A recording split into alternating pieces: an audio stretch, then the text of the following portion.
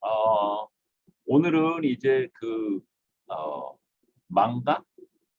그러니까 우리가 무엇을 배우고 나면, 경험하고 나면 기억이 돼서 생각도 나지만 또 망각이 일어나기도 하잖아요. 그래서 망각에 대한 원리에 대해서 얘기를 하려고 해요. 실러버스에 약간 실수가 있었는데 보니까 사장이 거기 빠져 있더라고요. 실러버스에. 어, 그래서 조금 수정을 좀 해야 될 것 같아요. 어, 자, 망각 얘기를 한번 해봐요. 다음 슬라이드를 가보면 여기를 작게 해서 낫겠다. 그러니까 이제 인지심리학자들이 망각을 공부하는 이유는 망각을 연구를 하면 기억의 원리를 밝히는 데 도움이 돼서 일차적으로 하는 것 같고 또 망각이 우리들 사는 데 또 굉장히 중요한 역할을 해요. 매사 우리가 기억하고 싶지 않은 내용들까지 모두 다 기억을 한다손 치면 아마 상당히 괴로워서 아마 살기가 힘들 것 같아요. 그래서 망각 연구는 이런 기억 원리로 학문적인 이유도 있고 또 실제 살아가는데 도움이 돼서 하는 그런 이점도 있어요. 그런 점도 있어요. 기억을 그러니까 여기서 지금 다루고 있는 거는 다 장기 기억 쪽을 다루고 있는데 기억을 못 해내는 거, 기억 실패는 크게 보면 포게팅하고 기억 왜곡하고 둘로 볼 수 있거든요. 그러니까 망각은 뭔가 아는 내용을 어찌됐든 간에 이끌어내지 못하는 거 그런 걸 얘기를 하는 거고 그다음에 기억 왜곡은 뭔가 알고는 있는 것 같은데 원 내용하고는 다른 종류의 이야기를 하는 걸 얘기를 해요. 망각이 일어나는 주된 원인은 그러니까 장기 기억에서 망각이 일어나는 주된 이유는 정보가 처음에 제대로 잘 들어오지 않아서 약화가 잘 안 돼서라고 하는 게 주된 이론이고 주로 이제 학습을 할 때 주의가 산만하거나 주의가 제대로 기울여지지 않아서 약화가 안 된다고 하는 그런 생각이 주된 생각이고 또 하나는 인출 실패예요. 그러니까 분명히 기억 속에는 어딘가에 있는데 그 정보를 적절하게 찾아오지 못해서 그러니까 어 찾아서 이끌어내지 못하기 때문에 행동으로 보면 잊어먹은 것처럼 보이는 그런 행동일 수 있어요. 그러니까 만일에 도서관을 만일에 예를 들어 보면 여러분이 도서관에 중앙도서관에 어떤 책을 찾으러 갔는데 하나는 책을 찾을 수가 없는 이유는 하나는 어 아예 도서관에 책이 입고가 안 돼서 그 책이 도서관에 없어서 어 책을 못 찾을 수도 있고 또 하나는 도서관에 뭔가 책이 분류가 잘 안 돼 있거나 있긴 있는데 분류가 잘 안 돼 있거나 아니면 여러분이 책을 찾는 법을 잘 몰라서 책을 못 찾을 수도 있거든요. 마치도 그러니까 지금 망각도 지금 도서관의 예를 든 것처럼 정보 자체가 아예 뇌에 기록되지 않아서일 수도 있고 아니면 어딘가에 기록이 있긴 있는데 그 기록을 적절하게 찾아오지 못해서일 수도 있어요. 기억 왜곡은 또 크게 보면 두 가지로 나눠지는데 하나는 가짜 기억이에요. 가짜 기억은 실제로는 그런 사건들이 없었는데 있다라고 본인은 생각하는 거. 그런 게 가짜 기억이고 또 하나는 기억의 재구성 때문에 그래요. 가짜 기억 같은 경우에는 꽤 문제가 많이 되곤 해요. 뭐 예를 들어서 법정에서 그런 데거든요. 어떤 범인이 인제 어떤 사건을 저지르면 거기에 어떤 과학적으로 볼 때 A라고 하는 사람이 뭐 예를 들면 유전자 검사를 했더니 A라고 하는 사람이라고 나오면 그거는 뭐 분명한 거지만 근데 실제로 대부분의 사건들은 그런 증거들이 분명치가 않대요. 그래서 인제 목격자나 이런 사람들이 증언을 하게 되는데 이 목격자가 진짜 무슨 컴퓨터 하드디스크에 정보 기록된 거를 찾아내오는 것처럼 자기 기억 속에서 정확하게 얘기를 하면 목격자의 증언을 토대로 A가 범인이라고 얘기할 수 있겠지만 이 사람이 왜곡된 그런 기억을 보이거든요. 어떤 때는 없었던 일도 있다라고 얘기하는 경우도 있고 어느 경우는 유사한 게 있긴 있었는데 본인이 기억을 재구성해서 그럴 수도 있어요. 아주 한 꽤 오래전에 꽤 오래전이라는 게 한 2000 년도쯤이에요. 미국에서 굉장히 문제들이 많이 됐었는데 아빠가 어렸을 때 자기를 성추행 같은 걸 했다는 거예요, 어렸을 때. 그러니까 이제 본인은 지금 한 45 세나 50살 이 정도 됐는데 이 사람이 어떤 정신적으로 고통을 겪고 그래서 심리 상담자를 만났고 근데 심리 상담자인 사람은 어렸을 때 어떤 트라우마가 있어서 "이럴 수가 있다. 그래서 무슨 사건이 없었는지 한번 떠올려 봐라." 뭐 이랬더니 "예전에 그런 일이 있었던 것 같다."라고 얘기를 하는 거예요. 그래서 어떤 굉장히 사회적으로도 유명한 그런 분이었는데 딸인 사람이 이제 어렸을 때 그런 일을 겪었다고 얘기를 하니까 뭐 언론이며 이런 데서 난리 났겠죠. 그래서 그 아빠는 굉장히 억울한 누명을 쓰게 되거든요. 이게 인제 가짜 기억의 예 같은 거예요, 만들어진 어떤.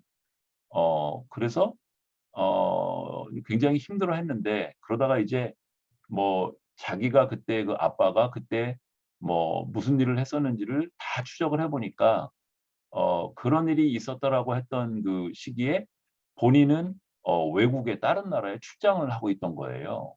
그러니까 물리적으로 가능하지 않잖아요. 그래서 약간 무죄 판결을 받거든요. 이제 이런 게 어떤 기억의 어떤 왜곡 때문에 일어나는 그런 안 좋은 거 이런 예라고 볼 수 있고 또 여러분 그런 거 많이 봤죠? 그 미국의 워싱턴 주의 시애틀 그 대학에 러프터스라고 하는 교수님이 그 왜 자동차 이렇게 부닥치는 그 사고 같은 거 그래서 뭐 팻말 같은 거를 뭐를 주냐에 따라서 뭐 A라고 하는 차가 빨리 달렸다, 약하게 달렸다 뭐 이런 식으로 잘못된 기억을 추론해내는 거 그런 거 연구에서 많이 봤죠. 그죠? 이런 거는 기억의 재구성 때문에 그렇거든요. 대개 기억의 재구성은 어떤 사건에 대한 디테일을 다 기억하고 있는 게 아니고 그 사건의 요지를 기억을 하고 있는 거예요. 그러다가 나중에 이제 기억을 해낼 때는 그 사건의 요지를 중심으로 그 상황이나 이런 정보를 보고 그럴듯한 추론을 만들어내는 거예요.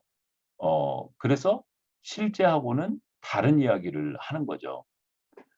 사실 이런 망각은 어떤 적응적인 가치를 갖는다고 볼 수 있는데 아까 이야기한 것처럼 나에게 굉장히 어떤 괴로운 사건이나 그 사건만 떠올리면 힘들어하는 것들 그런 것들을 평생 가지고 지낸다면 굉장히 어려울 수도 있어요. 근데 적절하게 잊어먹고 그러면 다시 해피한 그런 인생을 살 수도 있겠죠. 이런 측면도 있고 조금 전에 기억의 재구성 얘기를 했었는데 만일에 우리 뇌에 내가 10년 전에 보았던 고양이도 다 기록이 되어 있고 또 9년 전에 봤던 것도 있고 그래서 수많은 고양이의 모습이 다 고양이로 저장이 돼 있으면 하나하나 디테일은 뛰어날지 모르겠지만 디테일이 오늘 보는 고양이하고도 다르거든요. 그러면 정보 처리해야 되는 게 얼마나 많아야 되겠어요. 그죠? 그래서 자료의 오버로드나 다른 일을 못 하게 만드는 그런 일들이 일어나겠죠.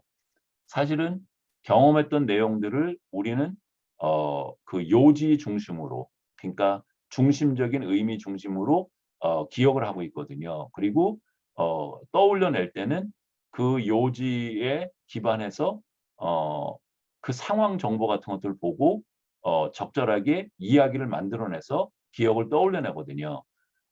이런 일들을 할 수 있어서 기억에는 왜곡이 있을 수 있다고 얘기를 할 수 있지만 뭐 추론이나 창의성이나 이런 것들이 나타날 수 있는 거예요. 지난 시간에 얘기했었나요? 세번트 이런 사람들. 그런 사람들 한 번 보면 뭐 엄청난 그런 기억들을 보이잖아요. 그죠? 뭐 그 뭐죠? 파이 그거를 뭐 몇 천짜리 숫자까지 막 다 암기를 해서 보고를 하기도 하고 뭐 뉴욕 시내를 비에 저 헬리콥터 타고 한번 지나갔는데 그거를 마치 사진으로 찍은 것처럼 펜화처럼 완전히 다 건물들이 뭐 이런 걸 너무너무 자세히 잘 그리고 이런 사람들이 특별한 어떤 뭐를 갖고 있는데 그 사람들이 그러면 정상적인 생활을 하냐? 그렇지 않다라고 얘기했잖아요. 그죠? 일반적인 사람이 살아야 되는 그런 모습으로 못 산다고 그랬잖아요. 그죠? 그러니까 기억이 디테일을 모두 다 갖고 있다고 해서 꼭 다 좋은 건 아니에요 그러니까. 그죠? 그런 측면이 있고 이제 인지심리학이 근 한 뭐 대략 한 1960 년도 정도부터 시작이 됐으니까 한 지금 이제 한 60년 이 정도 된 거죠. 그죠? 그래서 연구를 많이 인제 했는데 망각에 대한 어떤 이론들을 얘기를 여러 가지를 해요. 그래서 흔히 얘기하는 그런 망각의 원인을 지금 PPT에서 보는 것처럼 쇠퇴, 간섭, 대치, 인출 실패 이런 정도로 생각을 하거든요.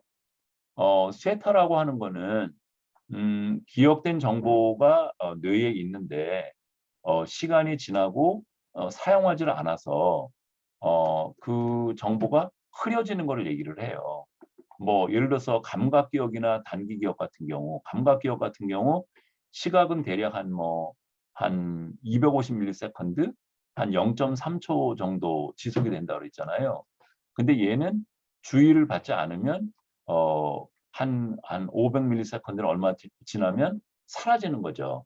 단기 기억 같은 경우에도 계속 뭔가 내가 말소리 같은 걸로 예를 들어서 "세퇴, 세퇴, 세퇴." 이러고 있지 않으면 대략 뭐 한 10초 이내에 되게 사라지죠. 그죠? 이런 것들이 되게 인제 쇠퇴 그런 이론이 쪽이고요. 그러니까 기억된 정보가 시간이 지나가는데 연습 같은 걸 안 하면 기억 흔적이 희미해져서 그 정보가 사라져서 망각을 보이는 거 이런 쪽의 이제 가설이고요. 간섭 쪽은 어 여러 종류의 정보들이 다 들어와 있는데 그 정보들끼리 서로 방해를 일으키는 거예요. 예를 들어서 만일에 쉬운 그런 예들이 단어를 내가 뭐 20 개를 외우는데 20개 단어가 발음이 다 비슷해요, 영어 단어 그 필음 조건들이. 이런 경우하고 20개 단어가 다 발음이 다 달라요. 이런 경우에 보면 발음이 유사한 경우에 훨씬 더 망각률이 높거든요. 왜냐하면 그러니까 헷갈리는 거죠, 우리들이 흔히 얘기하는 식으로 보면. 어 그래서 간섭 쪽은 정보가 사라져서 문제가 아니고 정보가 어딘가에 있는데 그 정보들이 서로 방해를 해서 못하는 거다. 이제 이런 거를 얘기를 해요. 그래서 뭐 순행 간섭이라고 하는 거는 음 예전에 공부했던 게 예전에 알고 있던 것이 지금 공부하는데 간섭을 일으켜서 잘 망각이 일어나도록 만드는 그런 유의 간섭이고 역행 간섭은 거꾸로 오늘 공부한 것이 옛날 공부한 것에 방해를 일으켜서 망각을 일으키는 거. 그래서 그 주된 그 망각에 대한 이론이 쇠퇴 가설하고 간섭이 주를 이루어 왔는데 대부분 간섭 이론이 맞다라고 얘기를 해요. 물론 인제 감각 기억, 단기 기억, 장기 기억 거기에서 어떤 가설은 더 적용이 잘 되고 예를 들면 간섭 같은 경우 이론은 감각 기억 쪽에는 쪼끔 적용이 좀 잘 안 되는 것 같은 생각이 있어요.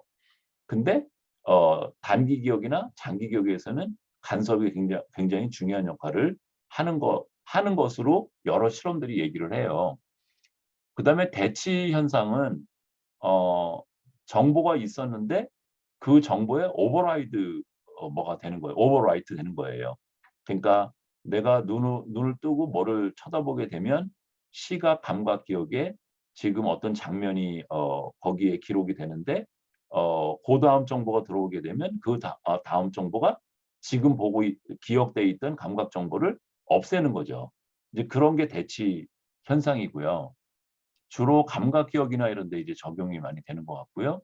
인출 실패 같은 경우에는 주로 장기 기억의 문제인데 아까 도서관 얘기 예를 든 것처럼 도서관에 책이 분명히 들어와 있긴 한데 정리가 잘 안 돼 있거나 아니면 찾는 방법을 잘 못 찾거나 그래서 책을 못 찾아올 수도 있잖아요. 그죠?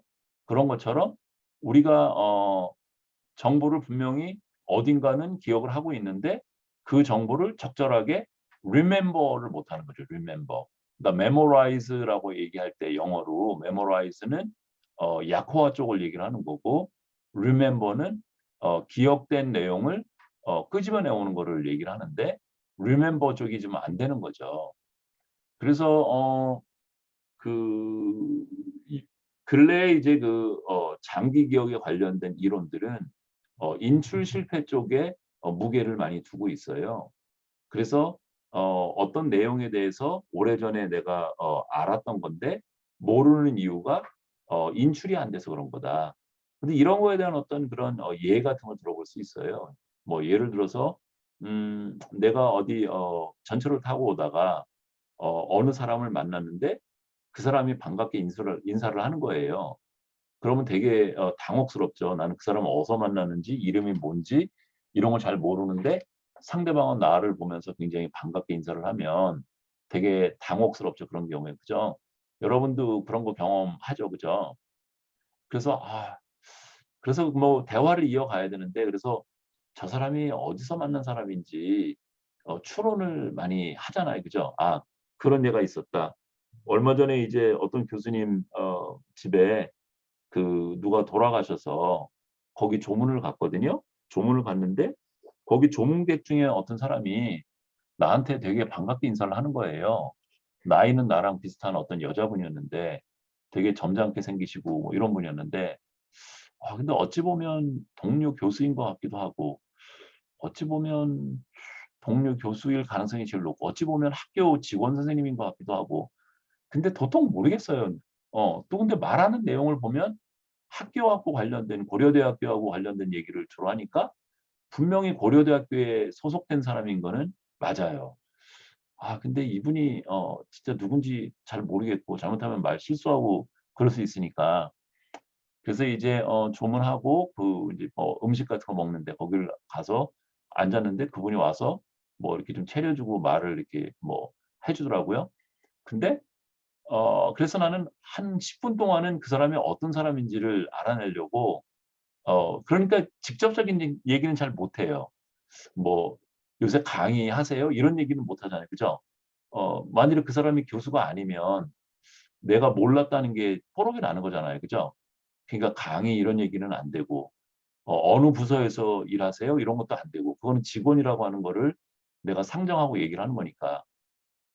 그래서 뭐 도통 단서를 찾으려고 해도 못 찾겠는 거예요. 그래서 한 10분 정도 이런저런 얘기를 했는데 하다 보니까 그 그러니까 그 상주인 선생님이 초청을 해서 거기 연구실에 가서 내가 강연을 한 적이 있었는데 그 강연에 들어와서 들었던 사람이더라고요. 그리고 그 초청한 그 선생님의 또 제자이기도 하고 그래서 그분은 나를 되게 아는 체를 했던 건데 내가 뭐 만나는 사람이 한두 사람도 아니고 뭐 몇십 년 동안 사람들도 만나고 그랬는데 학교에서도 그러니까 모르는 게 당연하겠구나. 근데 이런 게 지금 인출 실패의 예 같은 거예요. 그러니까 분명히 그때 꽤 오래전에 만나서 그 사람에 대한 어떤 기억 같은 게 어딘가는 있고 친숙해 보이는데 정확하게 모르겠어. 인제 그런 경우에 단서 같은 거를 기반으로 떠올리게 되죠. 그래서 그 선생님 대학원생 강연 죽음하고 관련됐던 강연 '아 그렇구나. 그때 봤던 그분이구나.' 이렇게 기억이 나는 거. 그래서 장기 기억에서 주로 일어나는 망각의 현상은 대부분이 인제 어떤 인출 실패 때문이라고 하는 게 대세를 이루고 있는 지금 학계의 상황이에요. 우리 교과서에 이제 보면 5.1 부터 해서 5.5 까지 있나요? 5.5 까지 있네요. 고 내용들 중심으로 얘기를 해 봐요. 전형적인 망각? 그러니까 보통 우리가 말할 때 망각이라고 얘기하는 거. 그거를 얘기하는 건데 앞에서 얘기했던 것처럼 이런 망각이 일어나는 이유는 약호화가 잘 안 됐거나 아니면 인출을 못 해내서 이런 망각이 일어나는 거라고 볼 수 있거든요. 그래서 MRI, fMRI를 가지고 연구하는 방법은 typical forgetting 혹은 subsequent forgetting method라고 하는 이런 방법을 쓰는데 이 방법은 인제 그 잊어먹은 그 항목을 에 대 을 떠올리려고 노력할 때 그 찍은 MRI 영상하고 그러니까 잘못 기억을 한 거죠. 틀린 반응인 거죠. 그러니까 공부했던 내용인데 못 떠올린 내용, 그러니까 "노라고 보지 않았다."라고 "나타난 적이 없다."라고 반응할 때의 fMRI 영상에서 어 공부했던 거를 제대로 맞출 때에 찍었던 영상을 비교해서 차이가 나는 부분, 그 부분을 찾아내면 망각하고 관련된 부분을 알 수가 있잖아요.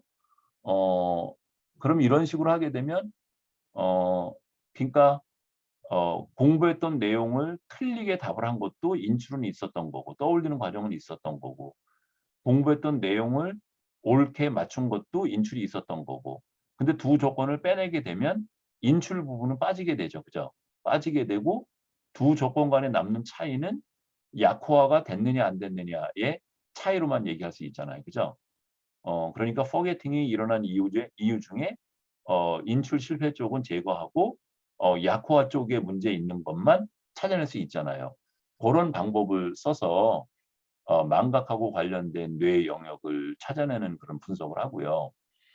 연구를 해 보니까 또 지난 몇십 년간 된 것들을 전부 다 메타 애널리시스에서 보니까 망각하고 주로 관련된 데가 배회측 전전두엽, 또 두정엽, 두정엽이 두 곳이나 있네요.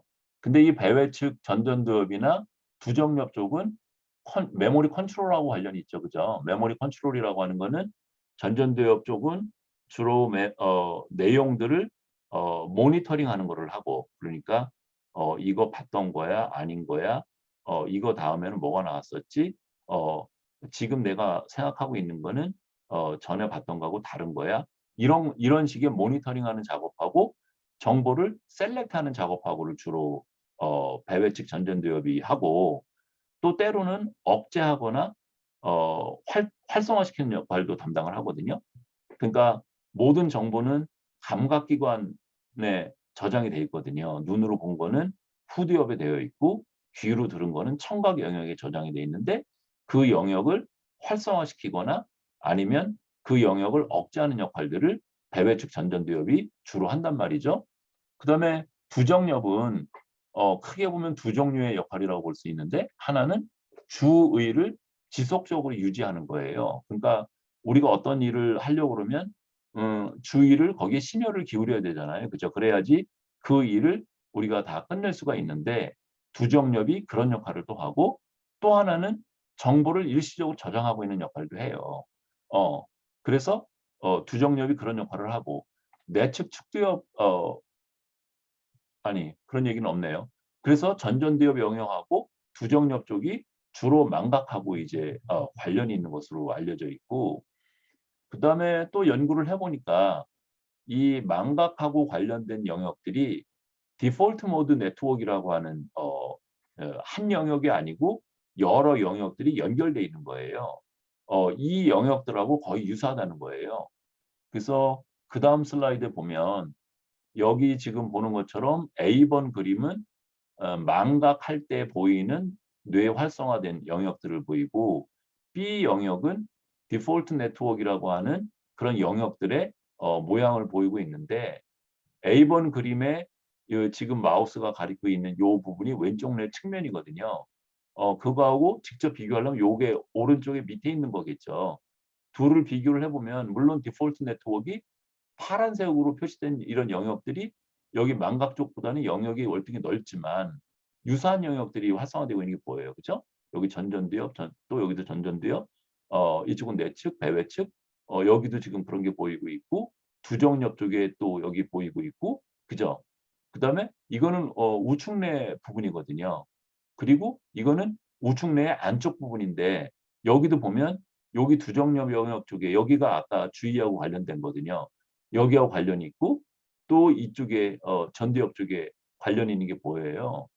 그래서 이 망각을 하고 관련된 뇌 영역이 디폴트 모드 네트워크라고 하는 그런 네트워크하고 굉장히 유사하다.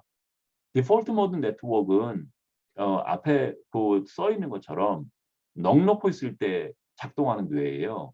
그러니까 적극적으로 우리가 무슨 일을 하지 않고 뭐 그냥 가만히 누워 가지고 딴 생각을 하고 있다든지 아니면 뭐 잠시 쉬고 있다든지 그러니까 주의를 놓고 있을 때 활동하는 뇌 영역들이 디폴트 모드 네트워크라고 그러고 치매 같은 거하고도 관련이 있다고 그러죠. 디폴트 모드 네트워크의 어떤 기능하고.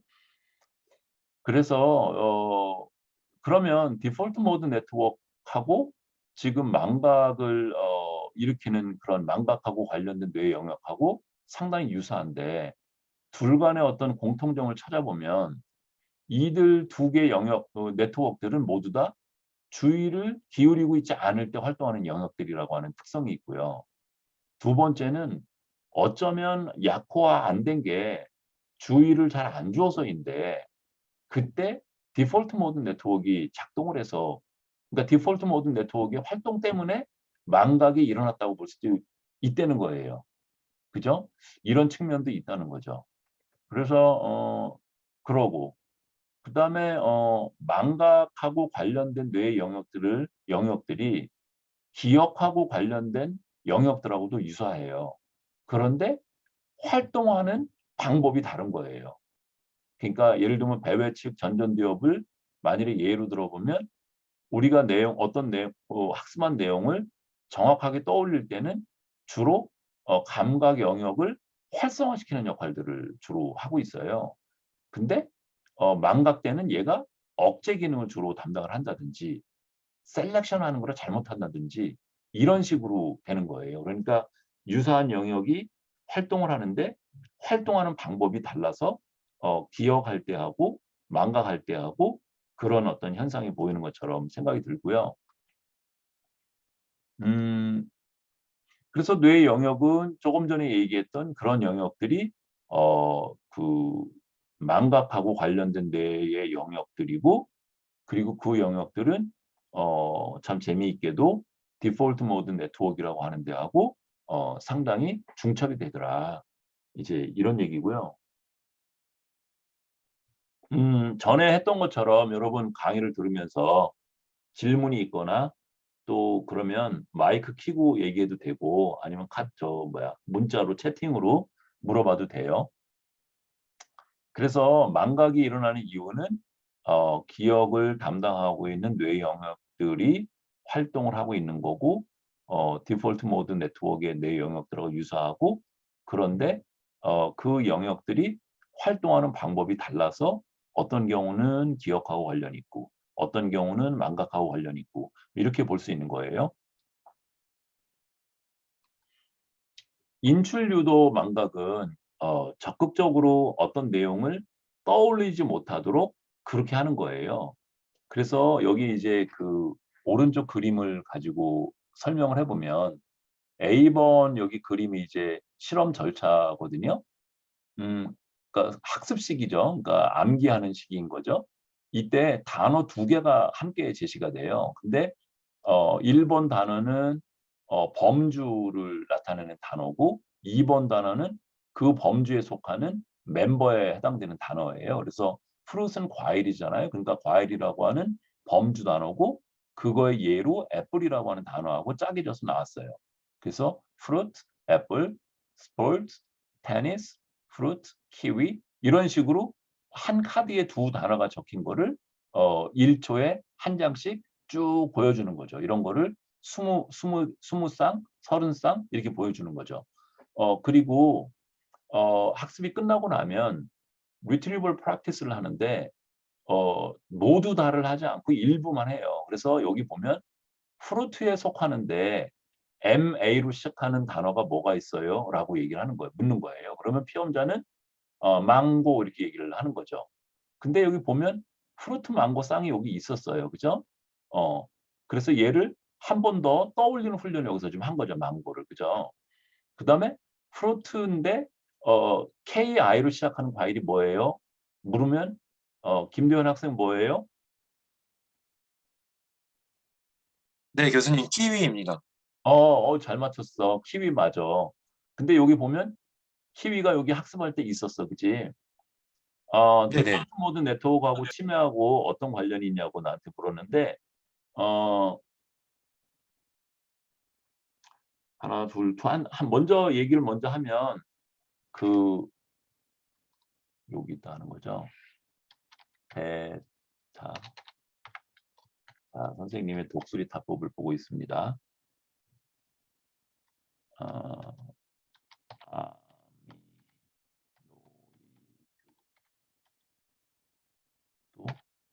타우 요런 단백질이 디폴트 모드 네트워크 영역들, 특히 해마 쪽이거든요. 그러니까 디폴트 모드 네트워크의 한 영역이 해마 쪽이에요. 그 내측 측두엽 쪽에 있는 영역들, 거기에 해마가 왜 망가지면 되게 치매 오잖아요. 기억장애 오잖아요. 그죠? 오는데 이 베타 아미노이드라고 하는 그 단백질이나 타우는 원래 그 우리 그 뇌에서 이니비터로 쓰여요.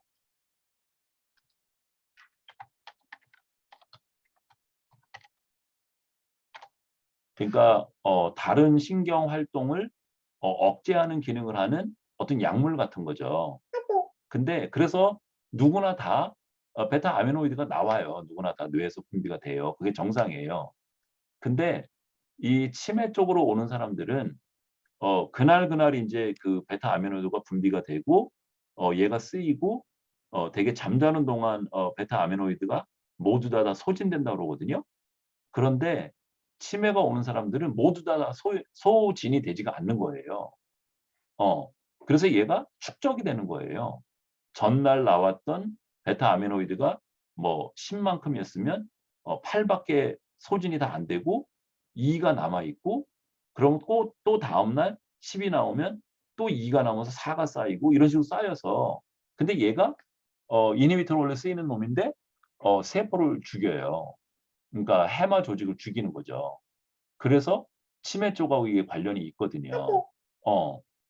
인제 그런 식으로 관련이 그러니까 디폴트 모드 네트워크를 구성하고 있는 영역들 중에 내측 측두엽의 해마 인근 영역에 이런 베타 아미노이드라고 하는 타우라고 하는 이니비터 단백질이 축적이 돼서 그 인근에 있는 세포들을 죽이게 되고 그 죽이는 이유가 알츠하이머 디시즈 이런 쪽으로 된다고 얘기를 하거든요, 학계에서. 어 한 3년 정도 된 것 같아요. 뉴욕타임스에 이제 일 주일에 한 번씩 그 사이언스 섹션에 그 주에 학문계에서 되게 중요하다고 여겨지는 연구들을 뉴욕타임스의 기자들이 이제 취재를 해 가지고 연구들을 소개를 하거든요.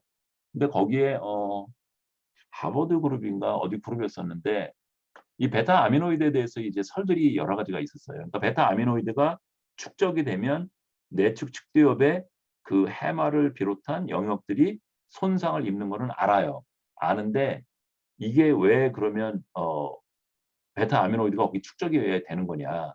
이런 거에 대해서 일본 가설은 어 치매를 겪을 가능성이 많은 사람들은 유전적으로 베타 아미노이드가 10이 나오는 게 아니라 20이 나와서 너무 많이 나와서 그런 거다. 이런 가설도 있고 두 번째 가설은 같은 양이 나오는데 드레이니지라고 얘기를 하더라고요. 드레이니지 그러니까 어 어디로 빠져서 어 DRAINAG 이렇게 되나요? 어 모두 다 소진이 안 되기 때문에 아까 내가 설명한 것처럼 10이 나왔으면 10이 다 없어지는 게 아니고 이만큼이 남아서 그런 거다. 이런 두 가지 가설이 제일로 이제 컴피팅하는 가설이었는데 하버드 그룹 이쪽 사람들이었던 것 같아요. 그 사람들이 어 어떤 실험을 해서 보니까는 드레이니지 쪽이 맞는 거예요. 그러니까 해마 쪽에 베타 아밀로이드가 많이 쌓이는 사람들은 베타 아밀로이드의 분비량이 많아서가 아니고 분배된 것을 그날 모두 다 사용하지 못하기 때문에 축적이 되는 거다. 그런 가설을 얘기를 하더라고요. 답이 됐는지 모르겠네요. 됐나요? 아, 내가 기분이 더 좋다. 네가 잘했다 그러니까. 그래서 이제 여기 retrieval practice까지 했죠. 그래서 여기 보면 프루트의 망고하고 키위는 retrieval practice를 했어요. 그래서 여기 B번 그림에 보면 P 플러스로 표현되어 있는 거, 그러니까 practice에 연습이 있었다 이런 뜻이에요. 근데 애플의 예를 보면 애플은 안 했잖아요. 그죠? 공부할 때만 한 번 했고 retrieval practice는 안 했죠. 그죠? 그래서 이 프로토 애플 쌍은 P-로 표현을 한 거예요. 이해가 됐죠? 그래서 이제 공부하고 retrieval practice를 선택적으로 몇 개만 하고 그다음에 final recall을 할 때는 이제 공부했던 걸 모두를 다 묻는 거예요. 그래서 fruit를 주고 그다음에 K로 시작하는 단어가 뭐였었지? 그러면 보았던 게 뭐였었지? 키위 이렇게 얘기를 하는 거야. 그다음에 fruit 하면 그다음에 뭐 얘기해야 되죠? 김재현 학생? 애플입니다. 애플 해야 되겠죠. 스포츠 하면 하키입니다. 하키. 그래서 여기 스포츠에 해당되는 이 범주는 관심의 대상이 아니에요. 기저 조건이에요. 그래서 컨트롤 조건이라고 해서 C라고 표현을 한 거예요. 그리고 B에 보면 C-는 P-에 해당되는 컨트롤 조건이라는 뜻이고 C 플러스는 practice 했던, retrieval practice 했던 그 조건에 해당되는 컨트롤 조건이라는 뜻이에요. 그래서 이런 식으로 기억 검사를 하는 거고 요 기억 검사를 하는 동안 MRI를 찍게 되는 거죠. 그죠? 그래서 이제 그러니까 절차는 이해가 좀 되죠. 그러니까 지금 여기 retrieval practice 하는 게 인출을 지금 유도하고 있는 거예요. 망고, 키위 이런 것들이 인출을 유도를 하고 있는 거고 요런 것들 때문에 연습하지 않았던 애플 쪽은 망각을 일으킬 거다. 방해를 받을 거다를 지금 증명하려고 하는 거예요. 그러니까 마치도 왜 우리들이 어떤 일을 우리가 경험을 했는데 그 사건을 떠올리고 싶지 않으면 다른 유사한 생각들을 자꾸 많이 하면 그것과 관련 있는 떠오르고 싶지 않은 내용이 안 떠오를 수 있도록 할 수 있는 거죠. 예를 들면 그게 실제로 실험으로 이제 증명이 되는지를 해보는 건데 그래서 여기 행동 실험 결과를 보면 Y축은 여기 파이널 리콜에서 맞춘 퍼센트를 얘기를 하고 X축은 조건을 얘기를 하는데 지금 왼쪽에 까만 그래프는 P- 그러니까 retrieval practice를 안 했던 조건이고 그리고 여기 줄쳐진 조건은 그거에 해당되는 기저 조건 아까 스포츠 하키에 해당되는 조건이죠.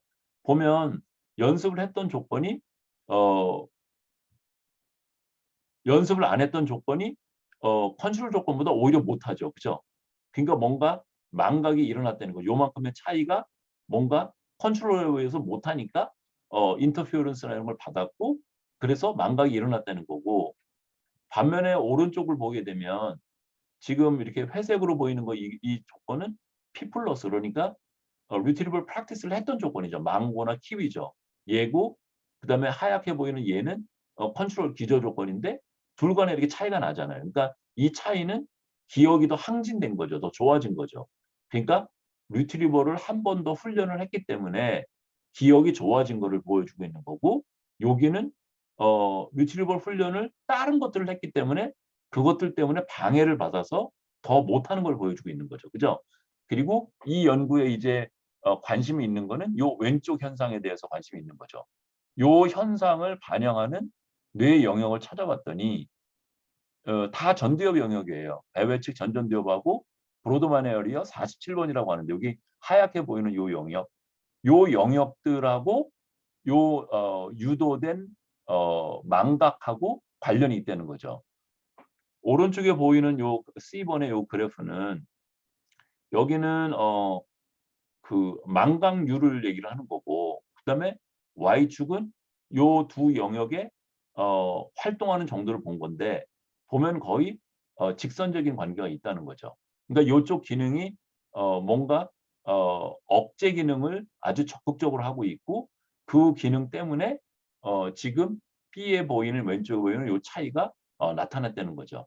그래서 인출 유도 망각이에요. 그러니까 retrieval practice에서 인출을 망고나 키위를 인출하게 해서 프루트에 해당되는 다른 멤버들을 지금 억제하도록 하고 있는 거죠.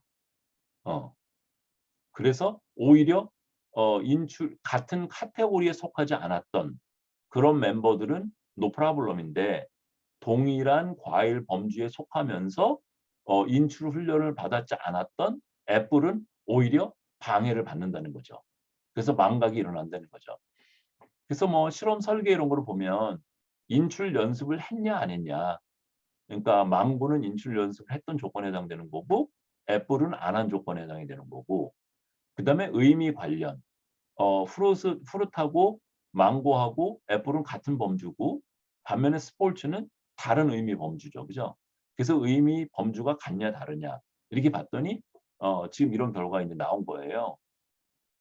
그래서 얘를 이제 우리 실생활에 만일에 우리가 적용을 해 보면 아까 선생님이 잠깐 얘기했던 것처럼 기억하고 싶지 않은 어떤 사건이 있으면 그 사건하고 연관된 다른 생각들을 지속적으로 계속 하게 되면 오히려 지속적으로 했던 그런 것들이 기억하고 싶지 않았던 그 내용들을 억제해서 내 기억 속에 잘 안 떠오르게 할 수 있다는 거죠. 그죠? 김도현 학생 말이 돼요? 네네, 잘 이해됐습니다. 그 말이 돼요. 그죠? 네. 또 우리들이 왜 어떤 거 이렇게 좀 기분 나쁘고 이런 일이 있으면 생각 안 하려고 그러면 생각 더 나잖아. 그지? 근데 다른 생각을 하면 기분 나쁜 생각이 안 떠오르죠. 그죠?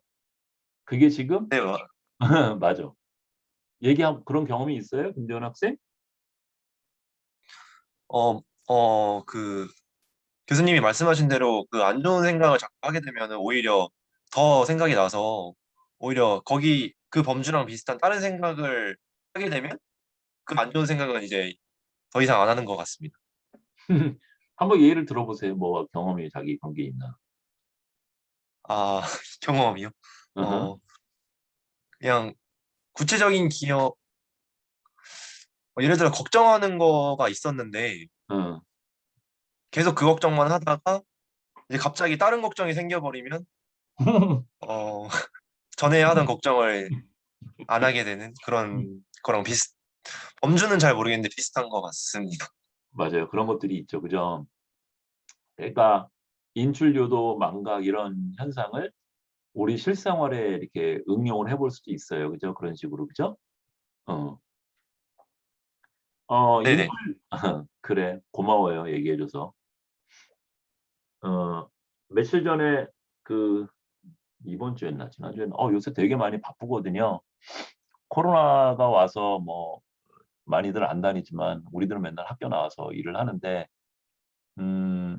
일이 되게 많아요. 벌려는 게 많아 가지고. 그래서 막 하루하루가 어떻게 가는지 잘 모르겠는데 이번 주 며칠 전인지 지난주인지 잘 모르겠는데 난 태릉에 사는데 집에 가려고 고대역에 저기 지하철 타러 거기 내려가는데 어떤 잘생긴 남학생이 저기서 걸어오더라고요.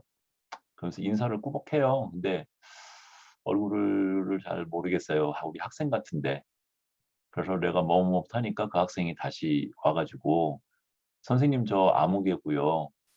기억 심리학 듣는 아무개예요." 그렇게 얘기를 하는 거예요. 그래서 고맙더라고요. "그게 누구예요?" 그날 인사했던 사람이? 여기 지금 수업 듣고 있나요? 교수님 접니다. 아 두현이야? 아, 네네.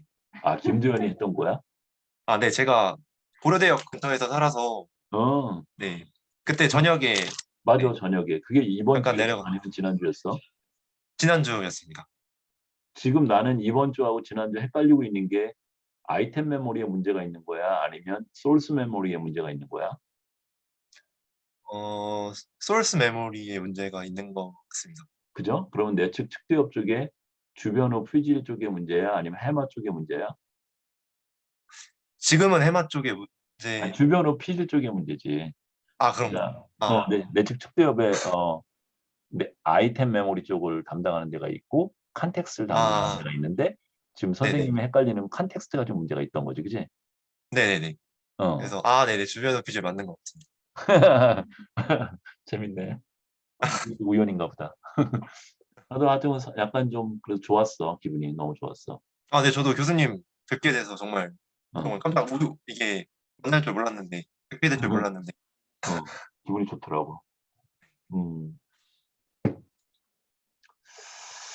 그 다음에 이제 이 슬라이드는 그래서 이제 인출류도 망각 요 실험 패러다임하고 결과는 이해했어요. 그죠? 그리고 어떤 의미인지도 이해를 했고. 그다음에 요거는 이제 뇌파 가지고 실험을 한 거예요.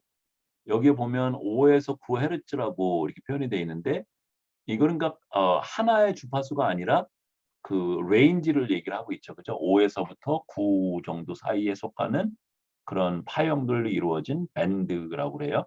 프리퀀시 밴드 이렇게 얘기를 하거든요. 프리퀀시 밴드를 지금 얘기를 하고 있죠. 그죠?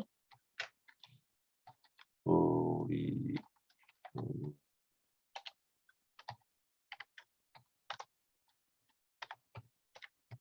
프리퀀시 밴드라고 표현을 하죠. 그죠? 5헤르츠 이러면 그냥 하나의 프리퀀시 웨이브인데 그냥 웨이브 프리퀀시하고 약간 비교가 되죠. 그죠? 웨이브 프리퀀시는 그냥 5헤르츠, 6헤르츠 이런 거를 얘기를 하는 거고 프리퀀시 밴드는 어떤 레인지를 표현하는 거죠. 그죠? 그래서 5에서 9헤르츠면 얘가 세타파 영역이거든요. 그런 밴드라고 볼 수 있고 세타파는 앞에서도 4장에서도 얘기를 좀 했었는데 뇌 전체에서 나오긴 하지만 이게 전두엽 쪽에서 많이 나오고 다른 파들을 모듈레이션 하는 역할을 주로 한다고 알려져 있죠. 모듈레이션. 그죠? 모듈레이션 하는 거 컨트롤 한다는 뜻이죠. 그러니까 이게 전두엽에서 나오는 게 맞죠. 그죠? 그런 파형인데요. 여기 질문들이 올라와서 잠깐 볼까요? 정상화 학생이 좋아요. 질문 잘해줘가지고 잠깐만 이게 그 전 학생은 뭐였지? 정상화 학생이 아니 누가 또 김도현 학생이 있고 이나리 학생이 교수님 스폴츠가 피험자에게 P-P 플러스 조건이 있지 않을까요? 맞아요. 맞아요. 그러니까 여기서 스폴츠 여기 나왔던 게 저 P 플러스 조건하고 대비되는 조건이 C 플러스 조건이 되는 거예요. 스포츠 저 카테고리에 그다음에 프랙티스 리트리버 프랙티스 안 했던 P 마이너스에 해당되는 그 컨트롤 조건이 C 마이너스가 되는 거예요. 여기서 아 P 마이너스 P 플러스 이게 바로 의미 관련성 문제예요. 그러니까 애플 같은 경우에는 망고하고 동일한 과일 범주에 속하잖아요. 그죠? 근데 스폴츠는 의미 범주가 다르잖아요. 그죠? 그래서 P-P 플러스가 못 되는 거예요. 그러니까 의미가 유사하냐 아니냐가 망각을 일으키게 될까 그러니까 억제를 일으키게 될까 아닐까를 결정하는 변수예요. 그래서 스폴츠는 P-P 플러스가 안 되는 거예요. 이해가 됐어요? 이나리 학생? 그러니까 만일에 여기 리트리버 프랙티스 할 때 스포츠를 만일에 내가 조절하려고 하는 범주였다면 스포츠하고 하키 이런 걸 했겠죠. 그죠? 하고 안 하고 했겠죠. 근데 이게 이제 여러 가지 이유가 있어요. 그러니까 기억의 현상을 여러 가지 보면 그 이게 예를 들어서 20개의 단어를 외우는데 20개의 단어가 어 아주 범주가 다 다른 20개 단어로 구성된 조건이 있을 수 있고 어 동일한 의미 범주인데 어 잘 오거나이즈가 되도록 만든 게 될 수도 있고 세 번째 조건은 동일한 의미 범주인데 완전히 뒤죽박죽으로 막 나오는 거예요. 아무런 또 조직화도 없고 그러면서 그러면 보통 하나의 의미로 이렇게 통합이 될 수 있도록 20개 단어가 나오면 기억이 더 우수해요. 그런데 동일한 의미 범주인데 뒤죽박죽으로 섞여 있으면 의미적으로 관련이 없는 조건들보다 기억이 더 잘 안 되거든요. 그런 선행 연구들이 있었어요. 그러니까 여기서도 지금 인출 유도 억제하는 거를 유도하는 거를 의미 범주를 지금 컨트롤한 거예요. 그래서 과일 범주는 지금 컨트롤하고 있는 범주인 거고 스포츠 범주는 그거가 아닌 거죠. 답이 됐는지 모르겠네요. 이나리 학생. 뭐라고 왔나 메시지가. 정상화 학생은 뭐라고 물었냐면 교수님 그래프에서 C+나 C는 왜 따로 표시 C. 근데 똑같은 거야. 다 같은 컨트롤 조건인데 P 플러스하고 같이 대립되는 게 C+로 C 중에 C+라고 명명을 한 거고 P 마이너스하고 대비시키는 거를 C 마이너스로 한 거예요. 그 정도까지 다 했는지는 모르겠는데 예를 들면 이렇거든요. 글자 수가 많은 단어를 기억해내는 것이 글자 수가 적은 거를 기억해내는 것보다 더 어렵거든요. 그러면 실험 조건 P-에 해당되는 애플이 A, P, P, L, E 5개 글자니까 C-에 해당되는 것도 5개 글자로 맞추는 게 좋고, 그죠? 그 다음에 애플이 구체적인 어떤 물건을 얘기를 하니까 C-도 구체적인 물건을 얘기하는 게 좋고, 이런 식으로 맞출 수는 있어요. 그래서 C-하고 C+를 따로따로 맞출 수는 있는데 이 연구에서 그 정도까지 컨트롤하지는 않았고 C에 해당되는 조건들이 뭐 40개가 있었으면 20개를 임의로 C-로 명명을 한 거고 나머지 20개는 C+로 명명을 한 거예요. 정성 학생. 그런 거고요. 김현진 학생도 비슷한 질문을 했네요. 아하, 이나리 학생 뭐라고 썼냐면 플로트를 가지고 주로 실험한 거니까 그렇죠. 그렇지. 맞아요. 똘똘하네. 그럼 우리 학생들인데 다 잘하지. 또 다른 질문 없나요? 훨씬 네, 재밌다. 교수님, 응, 응. 누구니? 질문 더 드려도 될까요? 그럼요. 네, 방금 C-C 플러스 말씀 잘 들었는데요. 음. 그러면 그래프에서 지금 C 플러스는 P 플러스에 비해서 리트리블 값이 낮게 나오는데 이거는 왜 그런지 혹시 이유가 따로 있는 건가요? C 플러스는 C 마이너스보다 낮게 나왔다고? 네, 그러니까 이제 어, 연구를 다시 또 꼼꼼하게 봐야지 알 것 같은데 아마도 이렇게 했을 거예요. 다른 피험자, 본 실험에 참여하는 피험자 말고 다른 피험자들을 모아서 P-에 해당되는 단어들에 대한 기억 검사하고 C-에 쓰려고 하는 단어들의 기억 검사를 해서 보니까 둘 간의 차이가 없는 것을 먼저 검증을 하고 그리고 나서 지금 인출 유도 방법으로 다른 피험자를 대상으로 이런 실험을 1번 했어야 되고 그다음에 두 번째는 그런 식으로 이제 하게 되면 C-에 들어갔던 단어하고 C+에 들어갔던 단어의 난이도가 다를 수 있어요. 다를 수 있어서 P 플러스하고 C 플러스는 그 다른 피험자들이 실험을 해보면 둘 간의 차이가 없는데 그런데 C 마이너스하고 C 플러스에 속한 단어들은 단어들 간의 그 난이도 같은 게 달라서 C 마이너스는 더 쉬워서 기억이 더 높고 C 플러스는 더 낮고 이럴 수 있어요. 기저선으로 쓰지만 이해가 됐어요. 지금 문제가 되는 거는 P-하고 C-하고 인출 유도 실험을 했을 때 차이가 나느냐가 문제가 되는 거잖아요. 근데 인출 유도 하기 전에는 두 그룹에 해당되는 단어들 간의 기억력은 똑같아야 되잖아요. 그죠? 그것만 보장이 되면 노 프라블럼이잖아요. 그죠? 그러면 마찬가지로 P 플러스하고 C 플러스에 해당되는 단어들도 사전에 먼저 검사를 해서 봤더니 둘 간의 기억력 차이가 없고 없는 걸 확인한 다음에 그 다음에 인출 유도 실험을 해서 보니까 두 조건 간의 차이가 보인다. 이렇게 얘기를 하면 논리가 되잖아요. 그죠? 네, 잘 알겠습니다. 그러니까 C-하고 C+에 들은 단어가 다른 종류이기 때문에, 다른 단어이기 때문에 두 개의 기억률이 다를 수 있어요. 그죠? 네, 제일 좋은 거는 C-에 들어간 거나 C+에 들어간 거나 애초에 실험 사전에, 그러니까 실험 본실험하기 전에 사전에 기억 검사를 했더니 같은 정도의 기억률을 보이는 단어를 다 뽑으면 좋겠죠. 근데 뭐 아마 연구를 하다 보면 그런 머티리얼을 찾기가 어렵거든요. 그래서 아마 페어 단위로만 했을 거예요. P-, C-, 그다음에 P+, C+, 이런 식으로. 여기서 또 하나, 여러분 또 하나 얘기할 거 있네요. 여기 지금 B번 그래프에서 왼쪽 게 지금 인출요도 망각 그거를 보이는 거잖아요. 그러니까 이 연구의 주된 관심자잖아요.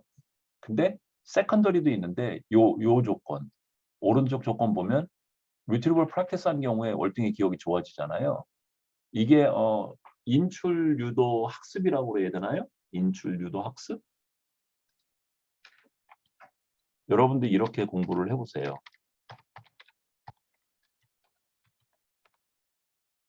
그러니까 이거하고 대비되는 게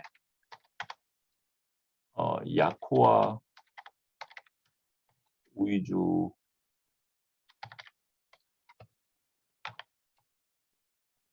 그래도 맞긴 맞았다. 야코와 위주의 학습하고 인출 위주의 학습을 할 수 있거든요. 그러니까 야코와 위주의 학습이라고 하는 게 흔히 우리들이 많이 하는 거예요. 그러니까 내가 공부해야 되는 내용을 한 번 읽고 또 두 번 읽고 세 번 읽고 시험 보러 가고 이런 게 야코와 위주의 학습이고요. 인출 유도 학습은 한 번 읽고 시험 문제 만들어서 시험 보고 틀린 거 교정 수정 받은 다음에 다시 시험 보고 또 틀린 거 다시 교정 받고 수정 받고 다시 시험 보고로 하는 게 인출 유도 학습이에요. 이하림 학생 이해가 됐나요?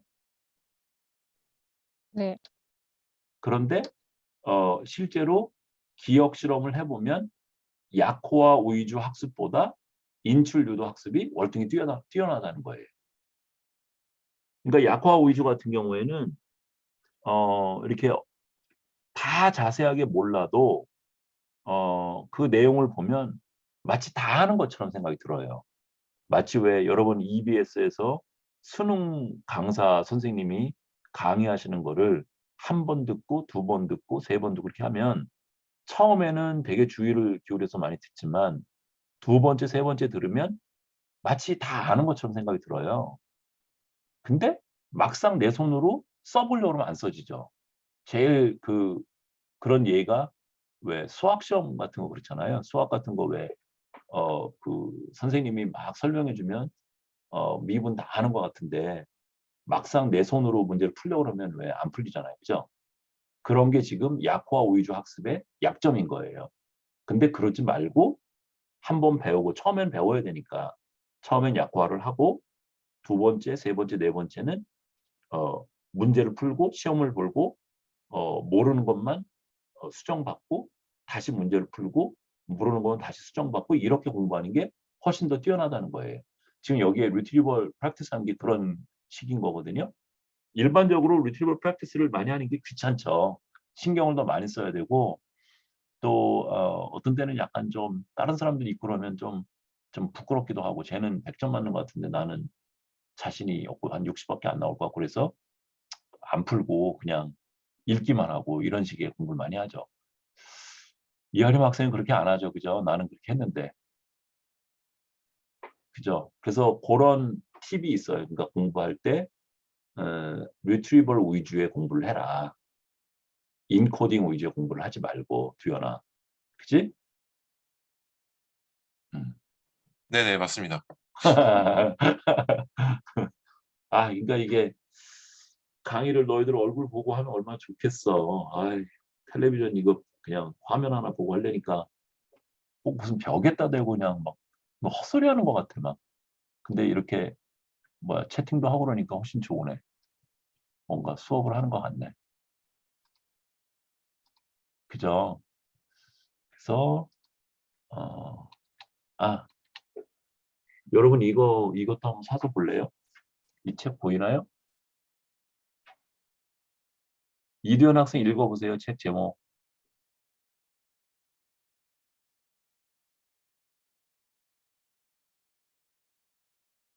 책 제목 읽어보세요. 내가 카메라에 보이고 있는 거. 어떻게 공부할 것인가? 그래. 이 책이 그 인출 유도 학습을 위주로 얘기하는 거예요. 그 레디거라고 하는 선생님인데 여기 보면 저자 중에 레디거라고 하는 선생님인데 이분이 그 인출 유도 학습 이쪽에 1인자라고 볼 수 있어요. 전 세계에서.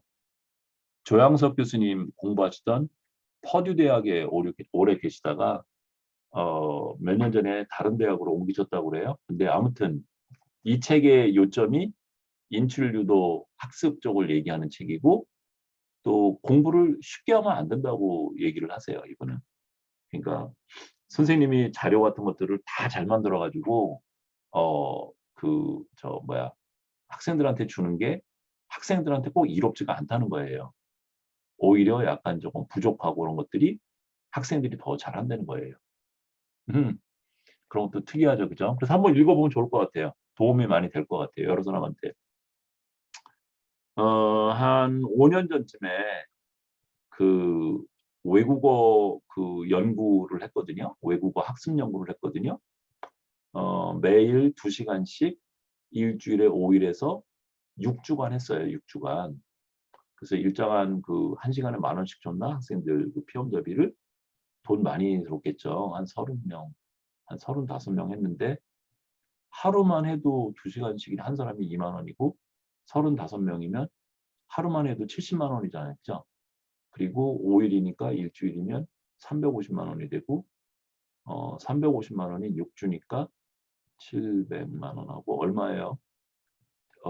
6주면 얼마 드는 거예요? 피험자비가 350 곱하기 6 하면 얼마예요? 6, 5, 30, 2,100만 원. 오, 김지현 빠른데 2,100만 원이나 들었어요. 그래서 영어 학습하는 거 실험을 했는데 하나, 둘, 셋, 세 개. 하나는 그 컬로케이션이라고 그러거든요. 요새 선생님이 회사 만들었어요. 그래서 어떤 영어 회사하고 그런 거 하는데 콘퍼런스 컬로케이션.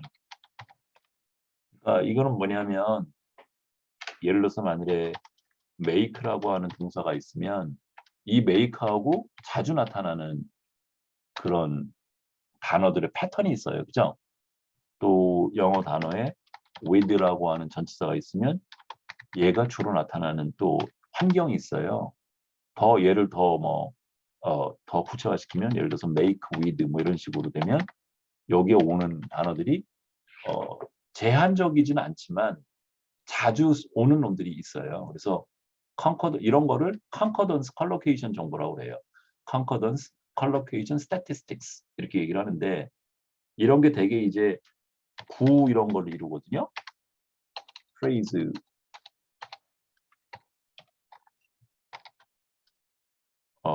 phrase를 이루거든요. 그러니까 구라고 우리는 번역을 하죠. 뭐 명사고 뭐 동사고 뭐 이런 식으로 얘기를 하죠. 선생님 생각에는 영어의 그 문법을 배우기 되게 어려운데 제일 난관 중에 하나인데 문법이 나도 그래요. 여러분도 그렇죠. 근데 그 문법의 핵심이 나는 구문법이라고 생각을 하거든요. 구문법이라고 생각을 하는데 구문법 중에도 그거를 명시적으로 규칙을 쓰는 거는 좀 어려운 것 같고 이런 concordance collocation으로 나는 구문법을 해결해야 된다고 생각을 하는 거예요. 그래서 이런 거 암기하는 거를 했어요. 암기 그러니까 2시간씩 하루에 2시간씩 일주일에 5일에서 6주간 하는 거를 온라인으로 개발을 해서 했어요. 이런 거 하나 하고 또 하나는 우리가 또 잘못하는 게 프로서디라고 그러거든요.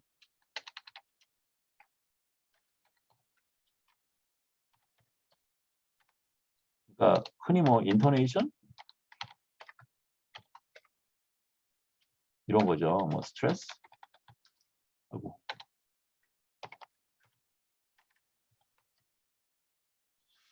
이런 거 가지고 이제 연습을 했어요. 그러니까 영어에 이렇게 되면 내추럴한 영어 플러스 D고 이렇게 하면 이거는 틀린 거고 그런 거 훈련하는 거를 만들어서 했었어요. 근데 웃기는 현상을 발견을 했는데 김도현 학생처럼 매일 정해진 시간에 2시간을 하는 사람하고 나처럼 에이 뭐 그까짓 거 뭐 했다 그러지 뭐 그러다가 선생님한테 조금 눈치가 보이니까 한 3일 정도 안 하다가 4일째 갑자기 3일치를 다 몰아서 하는 거예요. 또 그러다가 또 안 해. 근데 나중에 메모리 퍼포먼스를 보게 되면 김도현 학생처럼 꼬박꼬박 2시간씩 지켜서 한 사람보다 뜨문뜨문 이렇게 빼먹은 사람이 더 잘해요. 어. 그러니까 이게 환장하겠는 거죠. 보통은 우리가 성실하고 이런 사람들이 더 잘할 거라고 생각을 하잖아요. 그죠? 근데 실험 결과는 그렇지가 않은 거예요. 이런 거를 spaced learning이라고 그러거든요. 그러니까 공부를 할 때 주어진 3시간이 있으면 3시간을 몰아서 하는 것하고 얘를 1시간 단위로 끊어서 3번으로 나눠서 공부하는 경우에 후자 경우가 훨씬 더 잘한다는 거죠. 그러니까 아까 김도현 학생처럼 아주 꼬박꼬박 성실하게 한 사람은 스페이스드 러닝이 아니었던 거죠. 스페이스가 덜 된 거죠. 반면에 뚝뚝 떨어뜨리는 애들은 스페이스드 러닝이 아주 효과적으로 적용이 됐던 거죠. 그래서 불성실해 보였는데 실제 기억 검사를 해보면 오히려 뜨문뜨문한 애들이 더 잘하더라. 그래서 이게 지금 뭔가 불공평하다 이거. 사람 내가 되게 웃기다 뭐 이런 생각을 했는데 이 스페이스드 러닝은 일종의 그런 거예요. 예를 들어서 내가 회사를 다니는데 위에 계신 부장님이 월요일 날 아침이면 불러가지고 지난주에 뭐뭐뭐뭐 하라 그런 거 갖고 와봐라 이렇게 얘기를 하는 경우가 있을 수 있고 다른 경우는 아무 때나 막 불러 수시로 그런 경우가 있을 수 있는데 아무 때나 막 부르는 거는 스페이스 러닝에 해당되는 거고 지금 월요일마다 체크하는 거는 레귤러 학습에 해당이 되는 건데 그 아무 때나 부르는 경우에는 늘 긴장하고 있죠. 그죠? 언제 부를지 모르니까 그 이야기를 뇌 속에 계속 가지고 뭔가 작업을 하고 있어야 되죠. 그죠? 그러니까 우리가 학습을 할 때도 똑같은 거예요.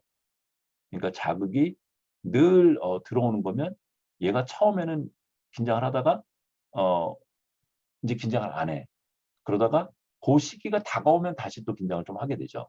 그러니까 월요일 날 늘 보고하는 거면 되게 뭐 한 금요일, 토요일까지는 그 일 안 해. 안 하다가 이제 일요일 날 한 오후 3시나 되면 이제 내일 아침에 부를 거니까 그때부터 준비를 하죠. 근데 수시로 부르는 경우는 아무 때고 다 하고 있어야 되죠. 그죠? 그런 차이인 것 같아요. 뇌에서. 이거 하다 보니까 다른 얘기도 좀 했네요. 퀴즈 볼까요? 말을까요? 김재원 학생.